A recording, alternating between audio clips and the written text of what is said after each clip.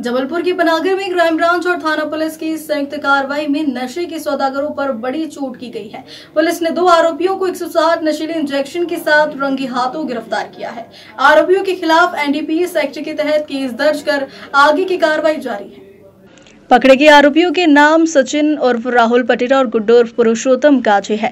Police अधीक्षक संपत उपाध्याय के निर्देश पर जबलपुर की क्राइम ब्रांच और पनागर पुलिस ने उर्दुआ मोड़ के पास वाहन चेकिंग के दौरान 2 आरोपियों को गिरफ्तार किया। एक्टिवा से भागने की कोशिश कर रहे दोनों को घेराबंदी कर पकड़ा गया है। एक्टिवा की तलाशी में पुलिस को 160 प्रतिबंधित इंजेक्शन मिले हैं, जिन्हें वे पनागर निवासी दीपक जैन और शुभा मोटा से खरीदते थे।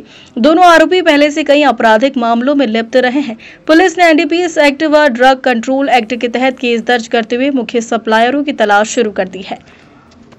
ग्लोबल इंडिया टीवी के लिए जबलपुर से ब्यूरो चीफ रमाकांत दुबे की रिपोर्ट। सर, मामला जानकारी में है कि नशीले इंजेक्शनों के साथ कुछ आरोपी गिरफ्तार किए गए, कैसे है? देर रात पुलिस अधीक्षक महोदय के द्वारा पूरे शहर और देहात क्षेत्रों में वाहन चेकिंग का आदेश दिया गया था। ये चेकिंग रात में 10 बजे से 2 बजे के बीच होनी थी और इसी दौरान पनागर पुलिस और क्राइम ब्रांच की टीम उर्दुआ मोड़ के पास वाहन चेकिंग कर रही थी। तभी एक एक्टिवा सवार 2 लोग थे। उनको पुलिस ने जब देखा और रोकने के लिए हाथ इशारा किया तो ये लोग वहाँ से उर्दुआ खुर्द की तरफ भागे। लिहाजा पुलिस के द्वारा संदेह के आधार पर उनका पीछा किया गया और जब पकड़े गए तो उस पर पाया कि एक सचिन पटेल करके जो पिपरिया परियट के पास एक गांव है वहां का रहने वाला था, और दूसरा व्यक्ति गुड्डू काछी है, वो भी जयप्रकाश नगर आधार ताल का था।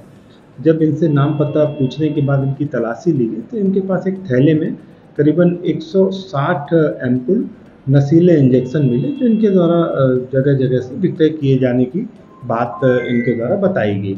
लिहाजा इनको अभिरक्षा में लेकर इनसे पूछताछ की गई, जिस पर अन्य 2 आरोपियों के नाम सामने आए हैं और उसमें से एक शुभम मोटा जो पनागर का रहने वाला है उसको भी पुलिस के द्वारा गिरफ्तार कर लिया गया है, जबकि एक अन्य व्यक्ति फरार है।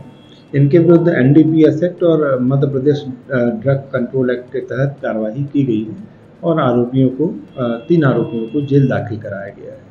सर, इस कार्रवाई को क्या नशा मुक्ति जो अभी अभियान चल रहा है, क्या उससे जोड़ के भी देखा जाता है?